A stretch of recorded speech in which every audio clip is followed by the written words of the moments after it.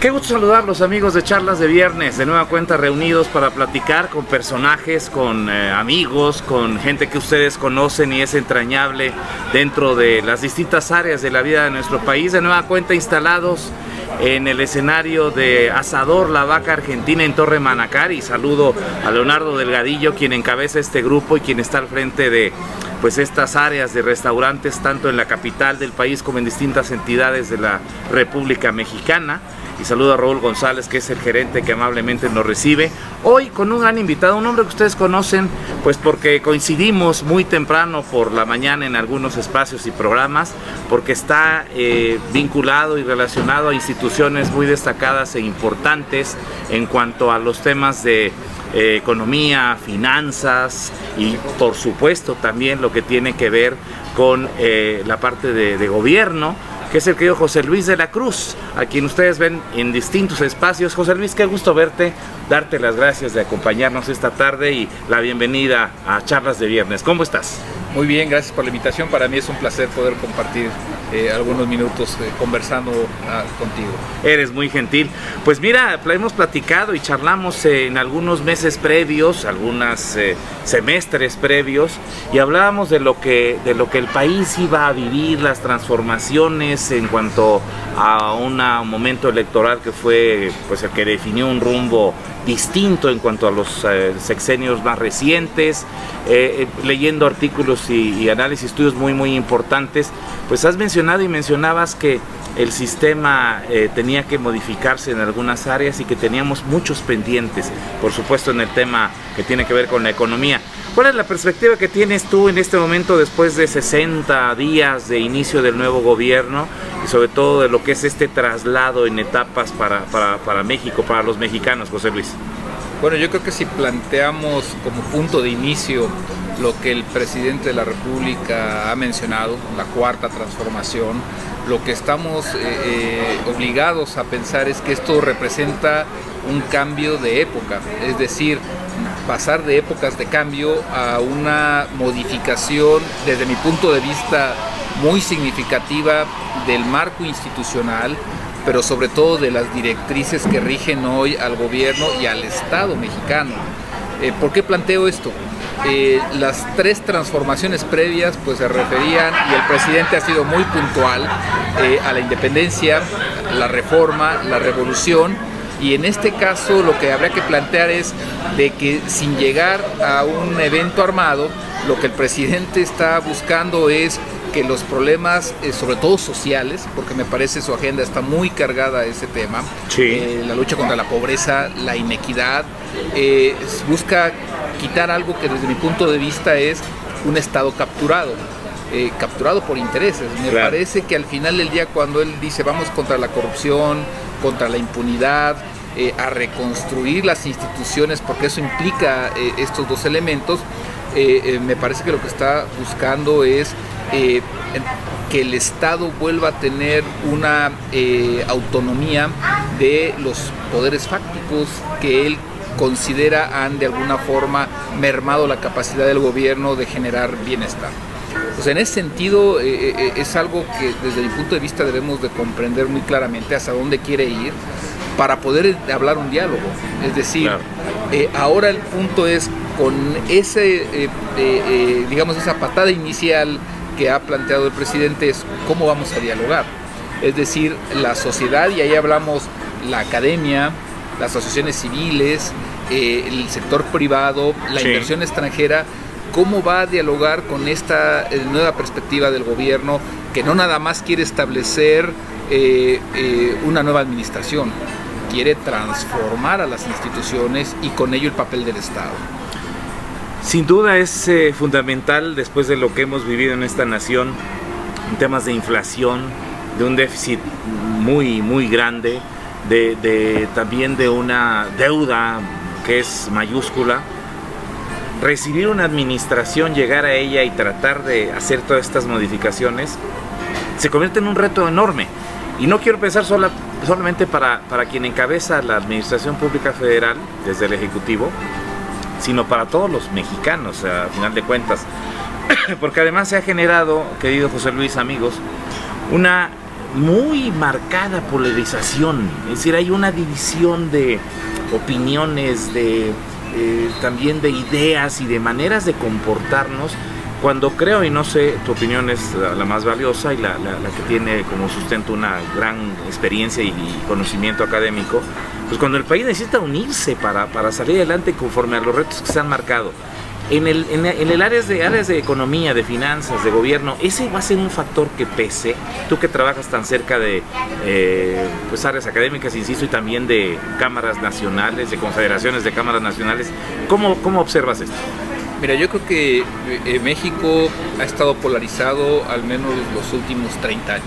Bien. Es decir, cuando uno observa 53 millones de mexicanos en pobreza, en un país que al mismo tiempo es la economía 15 del mundo, en donde perfectamente caben inversiones en el sector aeronáutico, que hoy ponen a México como una de las promesas en esa área a nivel global, cuando nos convertimos en una potencia en producción y exportación de automóviles, y lo mismo en equipo eléctrico, electrónico, pero al mismo tiempo en donde más de 60 millones de mexicanos tienen un ingreso que no les alcanza para superar las líneas de bienestar, en donde tenemos estados como Chiapas, con 80% de la población en pobreza, con 70% de la población trabajando en la informalidad, en donde México es un México informal en materia laboral.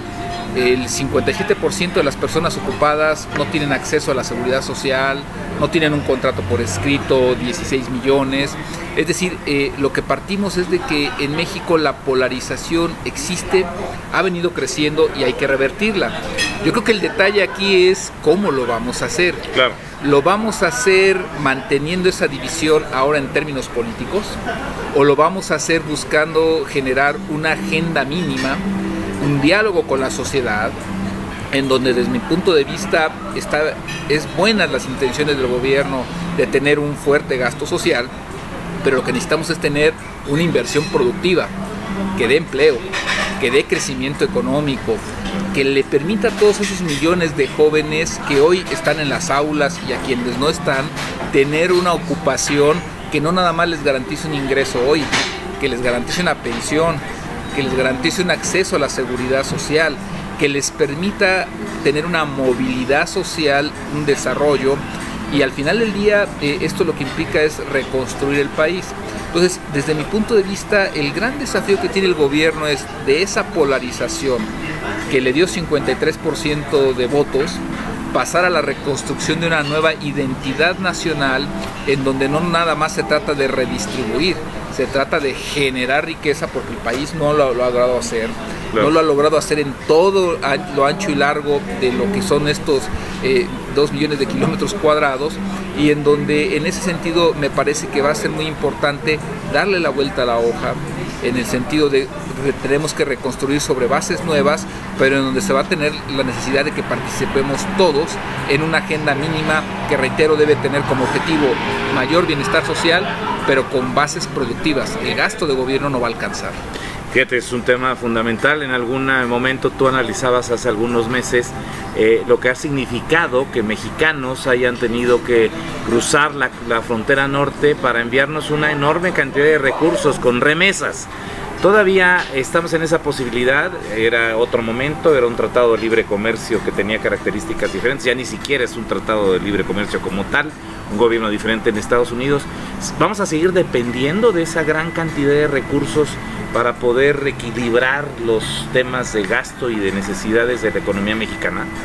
Sin la válvula de escape que representan las remesas, este país no podrá tener estabilidad social. ¿Por qué lo planteo? Va desde la contabilidad de la llamada macroeconomía. Hoy las remesas que llegan a México y que están alcanzando niveles históricos, cada mes hablamos prácticamente de un nuevo nivel histórico, representan ya casi 30,000 millones de dólares. ¿Eso qué implica? Cerca de 3 puntos de nuestro Producto Interno Bruto. Si esos recursos no entraran, México, el sector privado y el sector público tendrían que endeudarse más con el exterior. Y eso plantearía un endeudamiento no nada más público, reitero, sino también privado, que será insostenible. ¿Qué es el mensaje que nos mandan las remesas? No nada más que millones de mexicanos tienen que salir del país para encontrar un trabajo a partir del cual mandarle dinero a sus hogares. Oaxaca, Zacatecas, Michoacán, Guanajuato, Estado de México, dependen, además de otros estados, de lo que envían esos paisanos que se fueron para allá buscando una oportunidad. También significa que el país no ha logrado tener las fuentes de empleo en nuestra nación para poder darle oportunidad a esos mexicanos. ¿Qué implica? No tenemos empresas suficientes, o las que existen, micronegocios sobre todo, no dan los niveles de ingreso y de bienestar que requieren las familias mexicanas. También implica porque la migración se ha transformado, ya no nada más es el campesino que salía y dejaba su parcela, hoy profesionistas se van. O sea, mexicanos en los que se invirtió en educación no encuentran oportunidad, ingenieros, arquitectos, profesionistas altamente capacitados tienen que ir a otros lugares del mundo. Clase media o lo que queda de la clase media mexicana también tiene que migrar porque aquí no hay esas oportunidades. Y entonces en ese sentido esa válvula de escape que nos manda recursos es lo que permite que en un momento dado esos desafíos y esos desequilibrios no afecten la estabilidad, no afecten el pacto social. Lo veíamos con el huachicoleo. Claro. Hoy hay pueblos enteros en donde actividades ilícitas forman parte de la vida diaria, contando a todos los que emigraron. Si no estuviera esa migración, hoy eso ya se habría desbordado aún más. El punto que refieres tiene que ver con una necesidad de modificar muchas cosas. La palabra que para muchos ya está un poco desgastada, apenas llevamos 2 meses de esta etapa de gobierno. Transformar no implica solamente lo que tiene que ver con la modificación de estructuras, sino la modificación de pensamiento de los mexicanos. Y hace unos minutos mencionaste una palabra, reconstruir. Realmente estamos en capacidades y encontramos los elementos para poder hacer esa reconstrucción de conciencia, de estilo de vida, de forma de confrontar los retos que vienen, José Luis. Yo creo que ese es el gran desafío del gobierno. El presidente López Obrador me parece que ese va a ser uno de sus principales desafíos, porque estos cambios de paradigmas y estos cambios culturales van a tener que empezar desde el propio gobierno. El gran déficit social y económico que se heredó, es decir, los bajos crecimientos, los elevados problemas de pobreza, los problemas de corrupción, parten de que el gobierno mexicano durante décadas no funcionó como debía.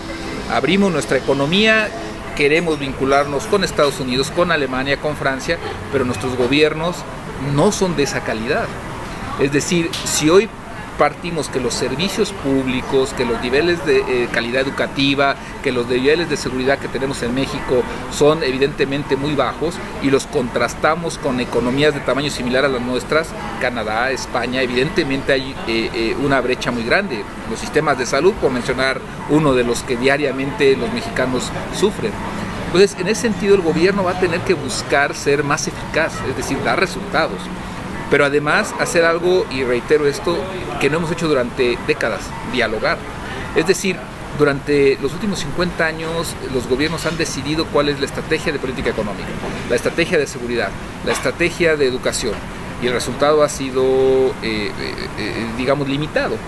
Por eso esta votación masiva sea una opción de izquierda.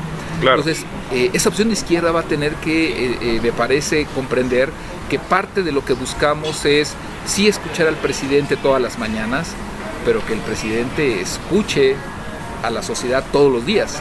Claro. Que su gabinete escuche a la sociedad todos los días, porque nadie tiene la solución completa de este crucigrama, pero yo creo que todos podemos hacer algún aporte.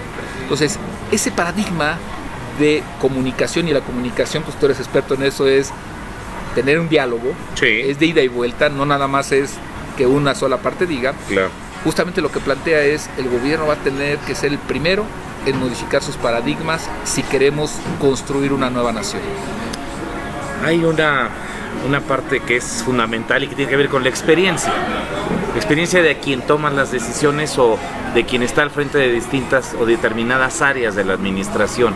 Y se ha mencionado que algunos no tienen esa capacidad. Yo hablo ahora, por ejemplo, de Petróleos Mexicanos, que tiene un reto enorme también en relación a lo que está sucediendo en una casi industria paralela con el tema del robo de combustibles, áreas muy específicas también, comunicaciones o la propia gobernación. ¿Tú cómo observas y qué has escuchado en el sector privado por supuesto tú conoces también temas de gobierno. Tenemos que entender esta fase como un momento de reinicio y de aprendizaje. Muchos de los funcionarios han estado previamente en gobiernos que han tenido participación en la República. Mira, déjame plantear un ejemplo en ese sentido. Si tú compras un automóvil, no vas a tolerar que el ingeniero encargado del diseño de los frenos te pida un tiempo de experiencia, porque si los frenos fallan, entonces tú necesitas que lo que está funcionando, que lo que compras, que los bienes, que los servicios funcionen al 100% desde el principio. La responsabilidad de gobernar es muy grande, porque decir que la economía en lugar de crecer 2%, crece 1%, significan 10,000 millones de dólares, significan 200,000 millones de pesos. ¿Cuántas escuelas, cuántos hospitales significa equivocarse en 1% a la baja? Entonces, la responsabilidad del gobierno, me parece, no admite aprendizajes. Mi punto de vista particular es que, y no nada más en México, en cualquier lugar del mundo, los gobiernos tienen que ser de aptos, no de adeptos. O de adeptos que sean aptos. Sumar las dos condiciones llega a ser difícil en algunos momentos. Por eso se necesita un servicio profesional de carrera de a de veras, en donde pues ganan un partido político X, Y o Z, pero como hay un proyecto de nación de mediano y largo plazo, y eso se ve en Alemania, se ve en Estados Unidos, o sea, el presidente Trump puede ser el menos apto en los últimos años de todos los presidentes, pero las instituciones siguen funcionando y siguen generando equilibrios, el país sigue creciendo. Sí. Entonces, y eso es lo que pasa en Corea y obviamente en China, en la mayor parte de los países desarrollados y en los países exitosos. Entonces, México tiene que avanzar hacia un servicio profesional de carrera que garantice esto. Ese servicio profesional tiene que estar alineado a la construcción de un país de mediano y largo plazo, a una visión, y por eso hablo de una agenda mínima en la que todos podamos estar de acuerdo. No queremos corrupción, yo creo que nadie puede estar en contra de eso, no queremos impunidad, queremos transparencia, queremos seguridad, educación de calidad, queremos un servicio de salud que pueda atender y dar servicio a todos los mexicanos. Yo creo que podemos encontrar 10 puntos en los que nos vamos a poner de acuerdo. Los cómo probablemente podamos diferir, y ahí está el diálogo. Y ahí está, una vez de ese diálogo, el gobierno que toma decisiones. ¿Por qué? Pues al final de cuentas es la responsabilidad como administración pública que tiene. Entonces, nuestros políticos, que son muy buenos, tienen que aprender a hacer administración pública, que es otra cosa. Y ahí se necesita calidad. Ese me parece que es el desafío del presidente, porque la lección que nos dejó la administración pasada es de que a pesar de los múltiples hierros o áreas de oportunidad, como le queramos llamar, que se observaron a lo largo de los 6 años, no se hicieron grandes cambios. Me parece que reconocer en lo que se va bien y continuarlo va a ser importante. Pero más relevante va a ser que cuando se detecte un área que no está funcionando, el relevo llegue a tiempo para remediar la situación. Para el ciudadano de a pie, y quiero decir, todos lo somos de una u otra manera, pero al final de cuentas este funcionamiento de nación está partiendo de un grupo que es el que genera los recursos para pagar impuestos, que es una parte mínima de la población, para esta gente que ve afectada o no su vida diaria porque los precios suban o puedan estabilizarse. ¿Cuál sería el mensaje? La gente habla mucho, por supuesto, de si se mueve o no esta relación peso-dólar, si se cancela una obra como iba a ser la del aeropuerto, si se tienen problemas en la distribución de combustibles. ¿Tú cuál es la consideración que harías a los ciudadanos que nos escuchan, muchos de ellos, y que dicen qué va a pasar o qué estamos haciendo? Supongo que muchos de ellos votaron por una opción que modificara la realidad que estamos viviendo, pero ¿qué es lo que tú le sugieres a esa parte de los ciudadanos? Yo creo que la clave de todo esto está en el empleo. En el empleo encontramos la comunión entre las políticas de gobierno, entre las decisiones de inversión de los empresarios, y ahí estamos hablando desde el microempresario, el pequeño, que pone su tienda, su pequeño negocio, hasta el gran empresario. En el empleo entonces vemos las decisiones de gobierno, las decisiones de inversión del sector privado, y a las familias que van a laborar y que con eso buscan satisfacer las necesidades de educación, de salud, obviamente de alimento, de vestido de sus familias. Entonces yo creo que en este momento para la sociedad mexicana entender que la preservación y el fortalecimiento y elevar la calidad del mercado laboral es fundamental.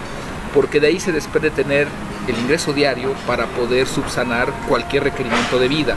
Ya después el gobierno con sus políticas puede complementar a través de alguna transferencia, a través de una beca, algunos de sus gastos. Yo creo que entonces en México debemos tener mucha atención sobre cómo evoluciona el mercado laboral. Evidentemente hay otros elementos, la inflación, ¿no? Si los precios suben, el poder adquisitivo cae. Pero lo primero que necesitamos es tener un ingreso para poder comprar. Claro. Entonces, evidentemente tenemos que evaluar muy bien las decisiones de gobierno, estar claros en que si esas inversiones y esas decisiones de gobierno, están generando los niveles de bienestar y de empleo que requerimos, si nos dan estabilidad en precios, si nos abren nuevas oportunidades laborales, si nos abren nuevas oportunidades de educación. Yo creo que la sociedad mexicana en general, el mexicano promedio, que todos de alguna forma lo somos, debemos estar atentos en respaldar las medidas de gobierno que veamos que son las adecuadas y señalar las que pensemos que no lo son, porque al final del día esas medidas deben estar encaminadas a generar bienestar, y el bienestar fundamentalmente se da a través del empleo y después de los servicios que nos genera el gobierno. Es curioso la conformación de la República Mexicana en temas de desarrollo. Hay una parte que es el norte, que normalmente ha tenido un crecimiento y una participación muy decidida, no sé si necesariamente por la cercanía con la frontera hacia esa parte del mundo, en el norte, el sur con una serie de problemas que tiene que ir resolviendo, y la parte central, lo que algunos llaman, curiosamente así le dicen, República del Bajío, Querétaro, Aguascalientes, San Luis Potosí, Guanajuato, que tiene un crecimiento bárbaro. ¿Qué es lo que ha sucedido en esa conformación de áreas del país? ¿Qué es lo que podemos buscar que sea similar en otras partes? ¿Por qué ahí hay tanto crecimiento? Hablabas de inversión de empresas de aeronáutica, de construcción y armado de automóviles. Hay una gran diferencia entre los sectores que conforman a la República Mexicana. Yo creo que hay tres elementos en común en lo que está sucediendo en Aguascalientes, en Guanajuato, en Querétaro, y que ya había sucedido en Nuevo León. Lo primero es una visión de mediano y largo plazo.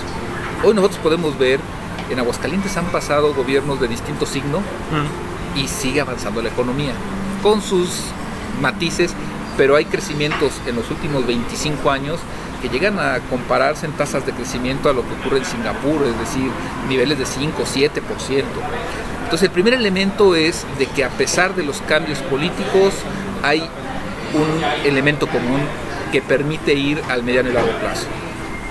Entonces ese es el primer aspecto. El segundo es, todos tienen como elemento común al sector industrial. Es decir, ¿qué es lo que distingue hoy a esas entidades que son exportadoras de automóviles, de equipo electrónico, son receptoras de inversiones en aeronáutica, en maquinaria y equipo, en industria siderúrgica, que son el nodo además de comunicación de muchas de estas industrias?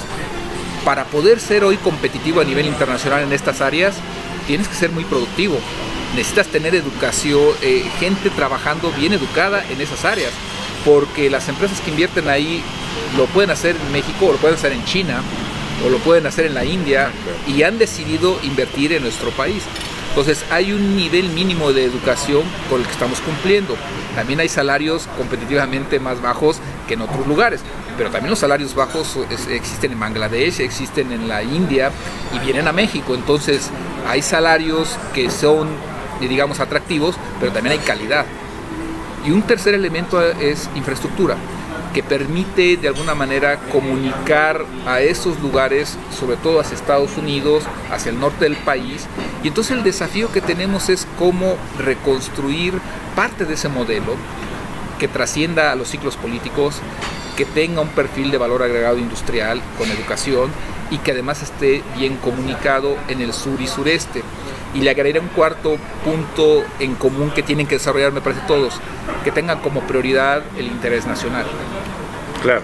Es decir, no nada más tenemos que ser poderosos para exportar, necesitamos ser poderosos para que hoy un producto que se genera en Chiapas, en Tapachula, pueda llegar a Zacatecas el mismo día. Y no, hoy la velocidad promedio, por ejemplo, del ferrocarril en México son 28 kilómetros por hora. Mientras que en China están experimentando trenes de levitación magnética y aún sus trenes de carga son más veloces, en México tenemos esa arista. Entonces necesitamos además ver hacia adentro y convertir a nuestro país en una potencia con un mercado interno sólido. Y me parece que ese es un elemento que sí está pendiente en todo el país. José Luis, has tenido siempre la posibilidad importante de estar cerca de los jóvenes, impartiendo cátedra, estando cerca en el Tecnológico de Monterrey y en distintas universidades, centros de enseñanza. ¿Qué plantean, qué dicen los jóvenes, qué observas en la juventud mexicana que pueda ser elementos clave para los próximos, pues diría yo, lustros y décadas? Que tengan sobre todo la intención y la capacidad para transformar lo que es el futuro de nuestra querida nación. Yo creo que en todas las épocas la juventud representa el futuro del país. En estos momentos tenemos una juventud mejor informada, participativa, a la cual me parece le debemos de corresponder con el liderazgo adecuado para abrirle oportunidades. Yo creo que en la elección, ya desde 2012, sí, la juventud había marcado señales de queremos cambio, queremos transformación. En 2018 se refrendó.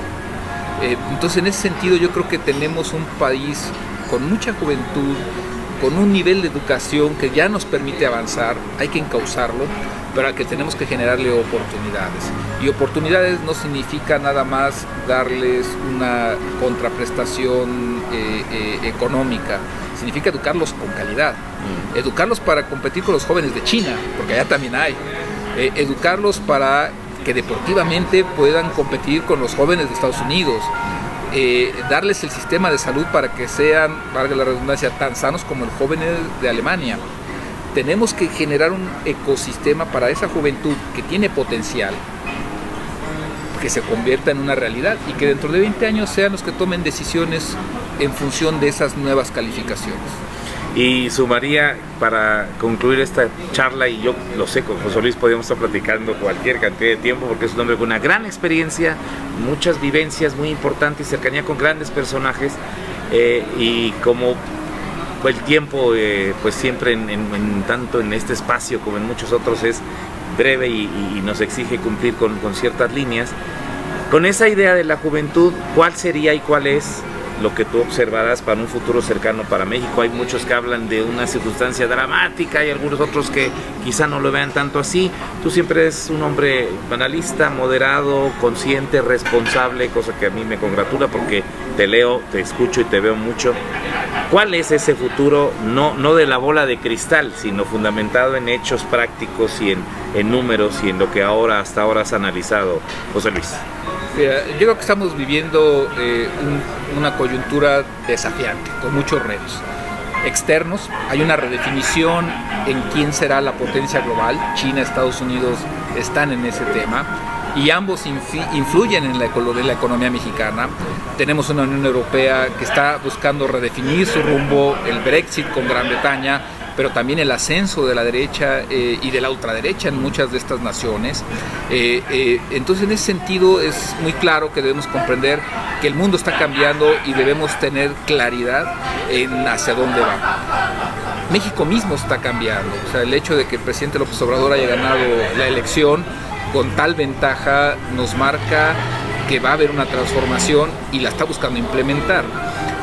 Con todos esos retos, me parece que el gran desafío que vamos a enfrentar es cómo generar un acuerdo que nos dé un futuro como nación, en el sentido de resolver problemas como la pobreza, como el hambre, y que al mismo tiempo podamos seguir manteniendo el ritmo de expansión que tenemos en sectores como el aeronáutico, como el automotriz.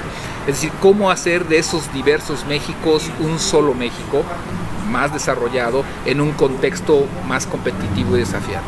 Yo creo que México tiene las capacidades para poderlo enfrentar.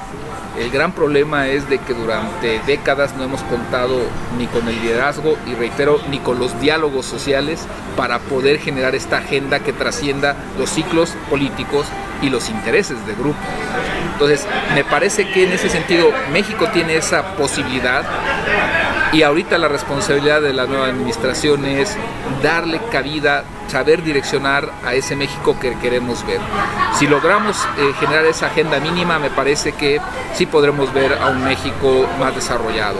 Y va a depender del liderazgo del presidente López Obrador, pero también de la incorporación de la sociedad a ese diálogo que podamos hacer. Magnífico. La posibilidad de estar cerca de ustedes en distintos medios, la televisión, el radio, las redes sociales, que son espléndidas, y distintas áreas de comunicación impresa, me han dado la posibilidad, y tengo la fortuna de tratar y de conocer a personajes como José Luis de la Cruz, un hombre que me honra con su cercanía, su amistad, y que además he tenido el gusto de escucharlo y de saber y de aprender a lo largo de muchos espacios. Te agradezco mucho este tiempo que nos permites en charlas de viernes. Espero también muy pronto tener ocasión de, conforme van evolucionando las circunstancias y los temas, de volver a reunirnos, y valoro mucho estos minutos que nos has dedicado, querido José Luis. Con mucho gusto y gracias por la invitación. Gracias. Gracias también a Leo Delgadillo. Querido Leo, siempre un hombre que está cercano con nosotros a través de su grupo de restaurantes, La Vaca Argentina, donde ustedes pueden pasar momentos extraordinarios aquí en Torre Manacar, allá en Guadalajara, también en León, en Irapuato, en Guanajuato, en Puerto Vallarta, en cualquier cantidad de lugares. Y ahí estará, por supuesto, este grupo que encabeza el querido Leo, a Raúl González, quien es el gerente en este especial sitio en Torre Manacar, y a la doctora Florisa Barquera, nuestro saludo, agradecimiento en la dirección y producción de estos espacios. Soy Leopoldo de la Rosa, le invito a que nos siga en Twitter, en YouTube, en Facebook, en cada uno de estos espacios, en donde, por cierto, siempre tendremos ocasión de estar pronto para charlar y para platicar. Hasta muy pronto. Gracias, José Luis.